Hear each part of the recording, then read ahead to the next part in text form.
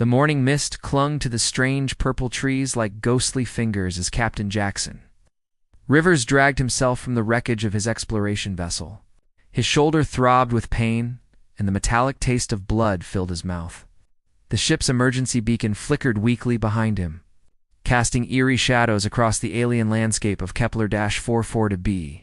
Jake's O had been 3 months into a solo reconnaissance mission when the solar storm hit. Now his ship lay twisted among crystalline rocks that hummed with an otherworldly energy. The air was breathable, his scanner confirmed, but everything else about this world felt wrong.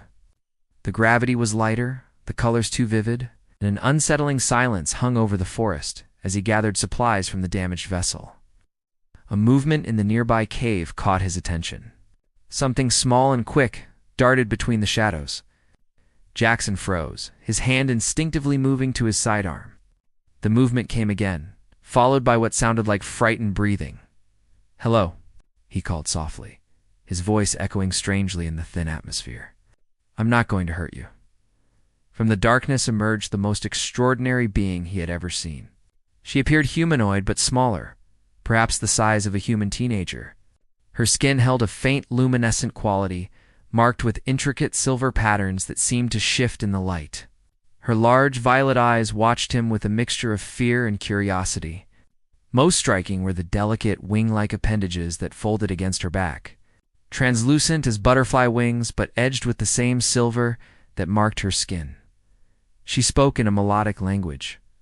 He couldn't understand, her voice trembling. But her body language was universal. She was terrified. Jackson slowly removed his helmet and set down his weapon, showing his empty hands. "It's okay," he said gently. "I'm Jackson. I won't hurt you." The alien girl took a tentative step forward. Her head tilted in that curious way that reminded him of a wild animal deciding whether to flee or approach. She pointed to herself and said something that sounded like Nira.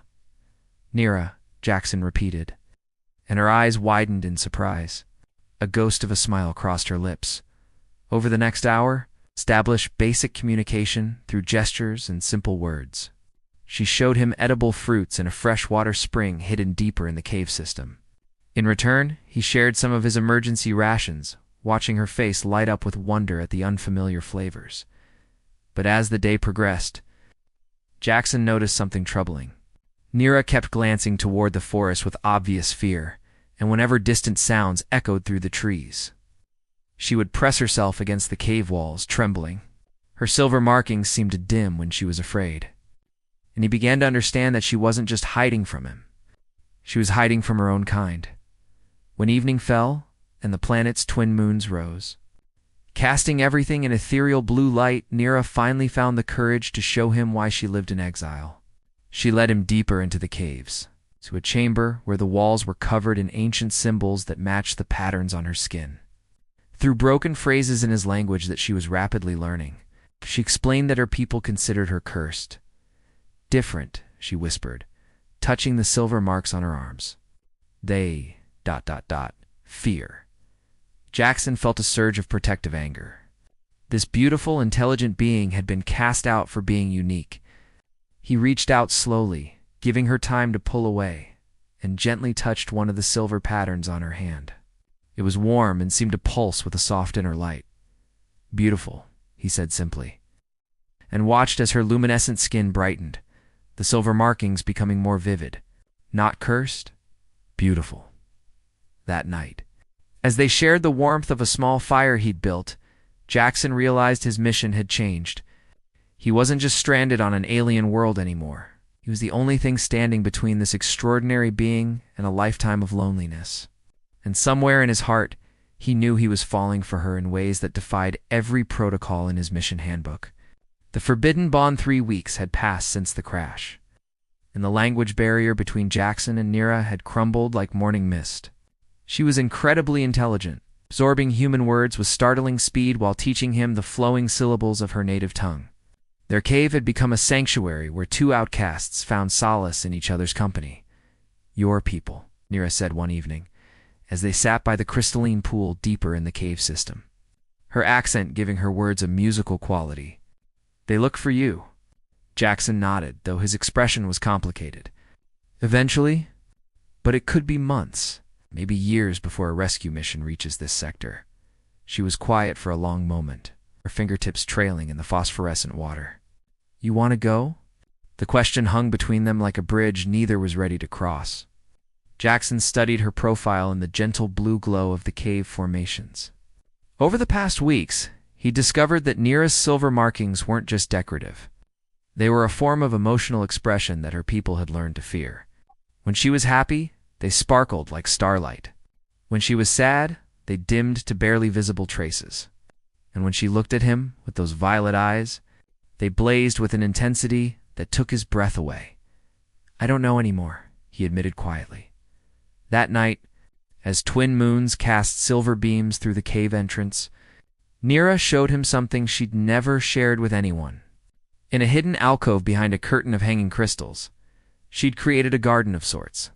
Bioluminescent plants from the forest floor grew in careful arrangements, their soft glow creating a magical sanctuary within their sanctuary. "When I was small," she whispered, her voice barely audible above the gentle tinkle of the crystal chimes, "I dreamed of showing someone this place, someone who wouldn't call me cursed." Jackson felt his heart constrict. Without thinking, he reached for her hand, marveling at how perfectly it fit in his. Her silver markings pulsed brighter at his touch, creating patterns of light that danced across the garden walls. "Nira," he said softly, turning to face her fully. The ethereal light made her appear almost otherworldly, like a goddess from some beautiful dream. "You're not cursed. You're a miracle." She looked up at him with wonder in her violet eyes, and Jackson found himself leaning closer. The rational part of his mind screamed warnings about interspecies contact protocols, but his heart had already made its choice weeks ago. When their lips met, it was gentle at first, tentative. But the silver markings across Nira's skin blazed like captured starlight, and she melted into his embrace. They held each other in that magical garden, sharing soft kisses and whispered words in two languages that somehow meant the same thing. Jackson traced the glowing patterns on her arms with reverent fingers, and she explored the unfamiliar texture of his skin with wondering touches. In my language, she murmured against his lips, "There is a word. Stellamore. It means the love between stars that draws them together across the vast darkness."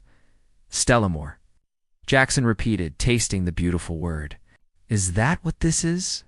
Her answer was another kiss, deeper this time.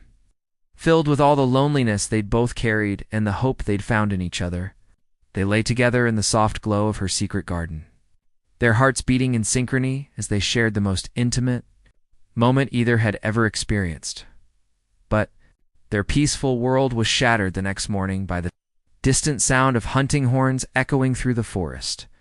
Nira went rigid in his arms, her silver markings dimming to almost nothing. "They come," she whispered, terror making her voice shake. "The hunters. They search for the cursed one." Jackson pulled her closer, his jaw setting with determination. "Then they'll have to go through me first." As the horns grew closer and alien voices called through the trees, Jackson realized their hidden paradise was about to become a battleground. But looking at Nira's frightened face, he knew he would fight the entire universe before letting anyone hurt her. They're forbidden. Love was about to face its first real test.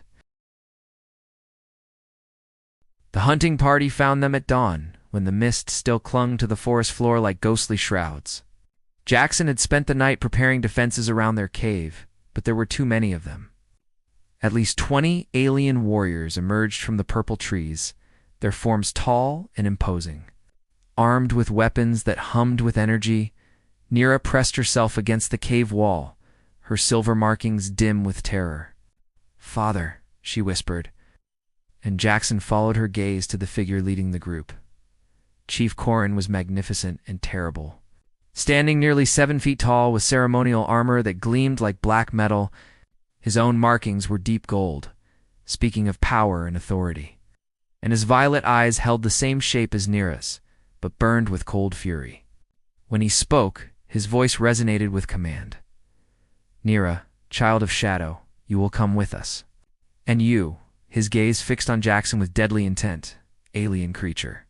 You will answer for corrupting the cursed one. She's not cursed.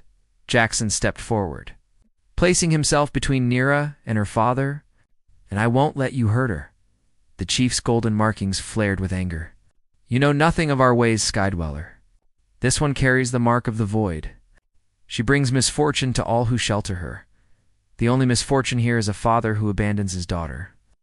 Jackson shot back, feeling Nira's small hand grip his arm.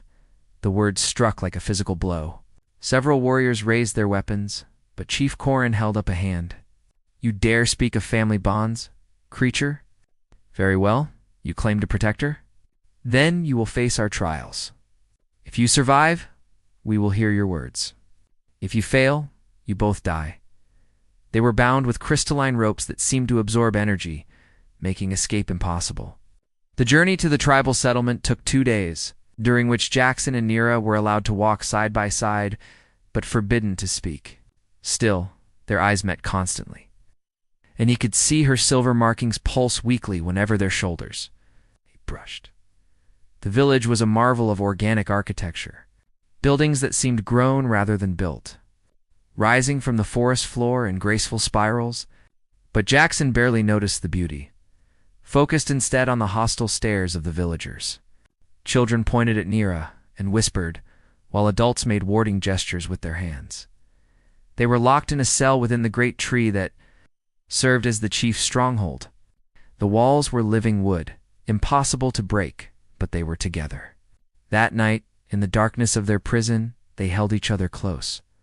I'm sorry, Nira whispered against his chest. I brought this on you. No, Jackson stroked her hair, feeling the way her markings responded to his touch, even in their dimmed state. Whatever happens, I chose this. I chose you. She looked up at him, and even in captivity, even facing possible death, her eyes held such love that his breath caught. Stellamore, she murmured, and kissed him with desperate tenderness. They made love that night in their cell. It was quiet and urgent, her silver markings blazing bright enough to cast light on the wooden walls. Every touch was a promise, every kiss a declaration that, whatever trials awaited, their hearts belonged to each other. The next morning brought the first trial. Jackson was led to a circular arena where the entire tribe had gathered. Chief Corrin stood on a raised platform, his expression carved from stone. The alien claims the cursed one is worthy of protection, his voice carried across the crowd. Let him prove his words have meaning. The trial was combat, but not against warriors. They released a creature from the deep forest. Something like a massive cat, but with crystalline spikes along its back and eyes that glowed with predatory hunger. Jackson had only his wits and a simple spear as he faced the beast. He caught sight of Nira in the crowd, her silver markings bright with anguish. Their eyes met across the arena, and he saw her mouth the word that had become their secret language. Stellamore. The creature charged, and Jackson knew he was fighting not just for his life, but for the right to love the most extraordinary being in the universe. Win or lose, he would show this tribe that some bonds were stronger than fear. The battle that would determine their fate was about to begin. The ultimate sacrifice, Jackson's victory against the crystal-spined predator, had earned him grudging respect. But Chief Corrin's trials were far from over. The second test came at sunset, when the village's elder Naya emerged from the sacred grove. She was ancient even by her people's standards.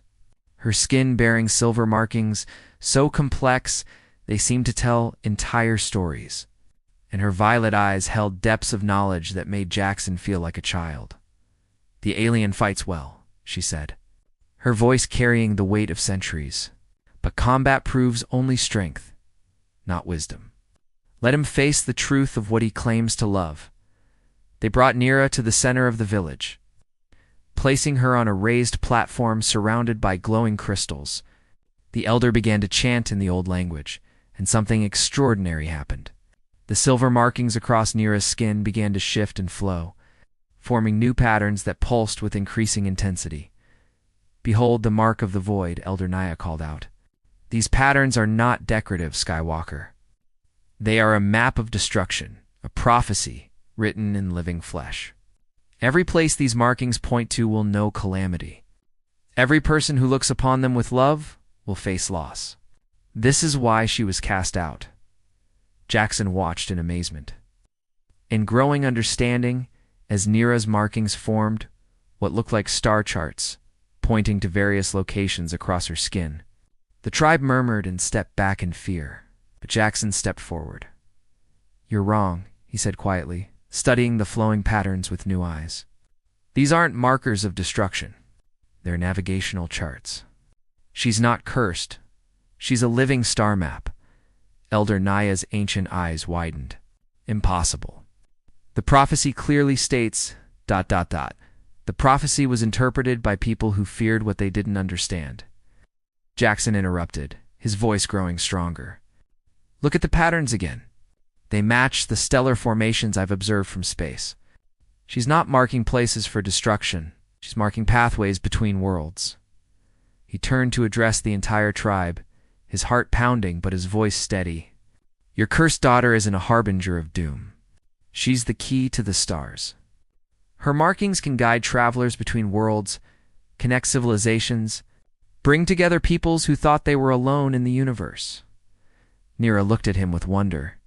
Her silver markings now blazing so brightly, they illuminated the entire gathering. "Jackson, is this true? Am I not cursed?" "You're not cursed," he said, taking her hands as the tribe watched in stunned silence. "You're a bridge between worlds. You're proof that the universe wants us to find each other?" Chief Corrin stepped forward, his expression troubled. "Even if this is true, alien, what would you have us do?" "Except that our daughter must leave us forever to fulfill this destiny." The question hung in the air like a challenge, and Jackson felt the weight of an impossible choice. He could return to his own people, report his discovery, and bring teams of scientists to study Nira's unique gifts. She would be valued, studied, possibly even revered. But she would also be forever separated from any chance at a normal life, a family, happiness, or he could stay here, give up his own world, his own people, his career, everything he'd ever known, for love, for her. "There's a third option," Elder Naya said softly, as if reading his thoughts. "The ancient texts speak of a ritual, a bonding between two souls that transcends species, but it requires a sacrifice from both. The alien would give up his connection to his own world, unable to return, and our daughter would give up her immortality, choosing to live a single human lifespan rather than the centuries that are her birthright." The silence that followed was deafening. Jackson stared at Nira, seeing the conflict in her beautiful violet eyes. He was asking her to give up centuries of life for perhaps 50 years with him. It seemed impossibly selfish. But then Nira stepped forward, her silver markings pulsing with determination. 50 years of Stellamore is worth more than 500 years of loneliness. She turned to her father, her voice strong despite the tears on her cheeks. "I choose him, Father. I choose love over fear, connection over isolation. If that makes me cursed, then I accept that curse gladly." Chief Corrin looked between his daughter and the human who had changed everything, his golden markings flickering with emotions too complex to name. The entire tribe waited for his decision, and Jackson realized that their love story was about to become legend. One way or another, the ritual would take place at dawn, binding their souls across the vast differences between their species. But first, they had one last night to decide if love was truly worth the ultimate sacrifice. The bonding ritual took place as the twin moons set and the first rays of dawn painted the sky in shades of amber and rose. Elder Naya had spent the night preparing the sacred circle, arranging crystals that hummed with ancient power around a pool of perfectly still water that reflected the awakening sky.